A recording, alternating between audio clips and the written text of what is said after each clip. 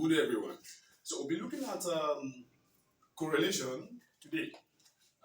Correlation is a topic in statistics anyway, but we'll be looking at how to compute the correlation coefficient of any given set of data.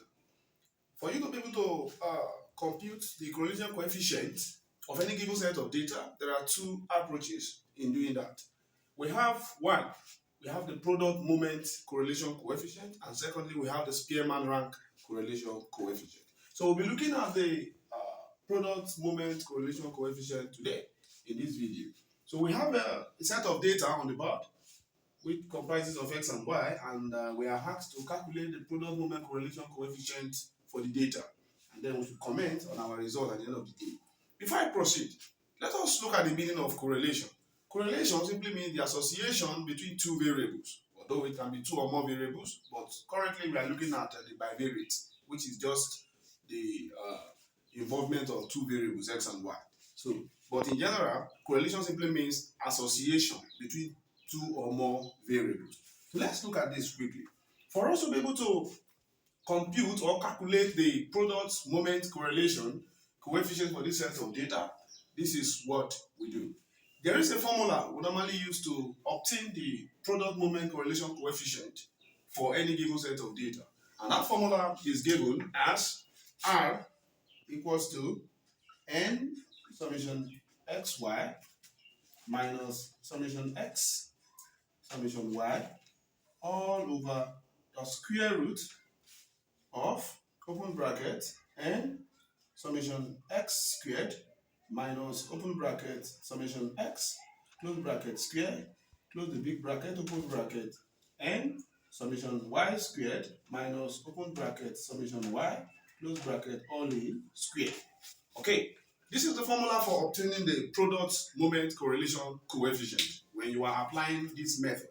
That is what you do, which means for us to be able to obtain what we are looking for, there are some things we need. And the best way to analyze data in statistics is the use of table. So we are going to construct a table that comprises of x, y, of course, x, y, and then we look at the x square and the y square as well. So let's proceed to that. So we're going to have a column for x, y, then we have xy, x squared, and of course, y squared. All right. The table is going to look like this. Beautiful. All right. Your x has been given to you already from the question. You just repeat them here. 1, 3, 5, 8, 12. Then your y is also given, which are 2 from the question, 5, 8, 10, and then we have 18 this way. Of course, xy simply means the product of x and y, okay? So we are going to multiply these two together to obtain this column. That is 1 times 2, that gives us 2. 3 times 5, we have 15 here. 5 times 8, we have 40. Then 8 times 10 gives us 80. And then 12 times 18, I think we are going to have 216. Okay? That's how to get that particular column. All right? And then to get this particular column, which is x squared, it simply means you multiply x by itself. That's the meaning of x squared. So which means you are going to square 1, which is 1. If you square 3, that's 3 times 3, you have 9. The square of 5 is 25. The square of 8 is 64. And the square of 12 is 144. That is how to get this column x squared. The same thing goes to column y squared. All you need to do is to square the y values, okay? This is your y. So you square them. If you square 2, you are going to have 4. If you square 5, you are going to have 25. If you square 8, you have 64 rather.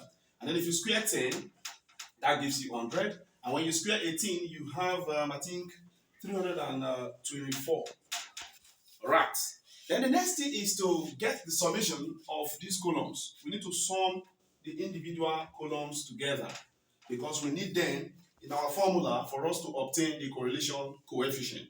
And please don't forget, this is the method of product moment correlation coefficient. All right. When you sum this properly, you are going to have 29. When you sum this properly, you are going to have 43. All right. You can confirm them with your calculator. And then when you sum this, you are going to have 353. And then when you sum this x square column, you have 243. And then when you sum the y square column, you are going to have 517. All right.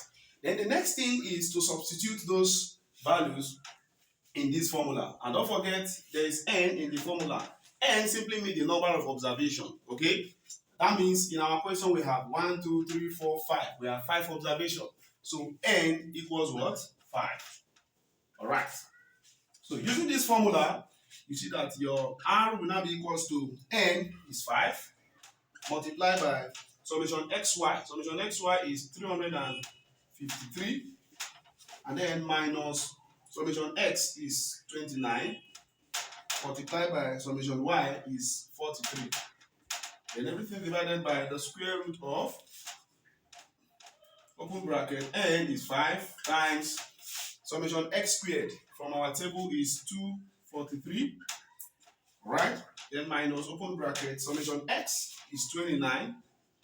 Then you square it, close the big bracket, open bracket.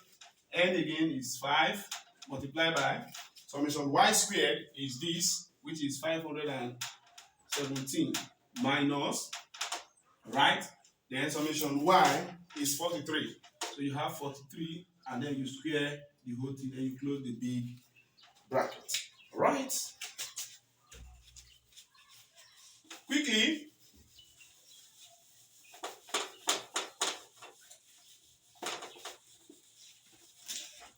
from here, evaluating, this gives us r to be equals to, of course, when you multiply these two together, 5 times 353, you are going to have that to be 1,765 minus, when you multiply these two together, you are going to have 1,247 all over the square root of open bracket. Now, when you multiply these two and then square this and then you do your subtraction, everything is going to give you 374 multiplied by, when you resolve this properly, that is using 5 to multiply this and then you square it, then you subtract the result, you are going to have that to be 736. Alright, then from here, r will now be equals to, when you subtract these two, you are going to have 518. Everything divided by the square root of the product of these two is going to give us 275264. And then resolving this now, when you punch your calculator like this, everything will give you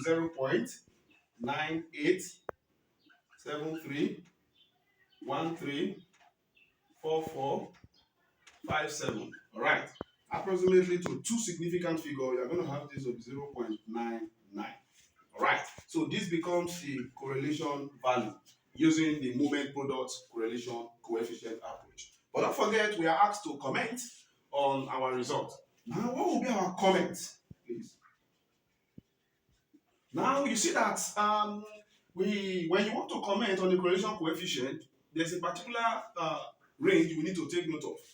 You always observe the value you have at the end of the day. If the value is greater than or equals to 0.5, it means there is a high positive correlation between the two variables. But if it is less than that, it means there is a low positive correlation between the what now, the two variables. The same thing with the negative. Sometimes it can carry negative.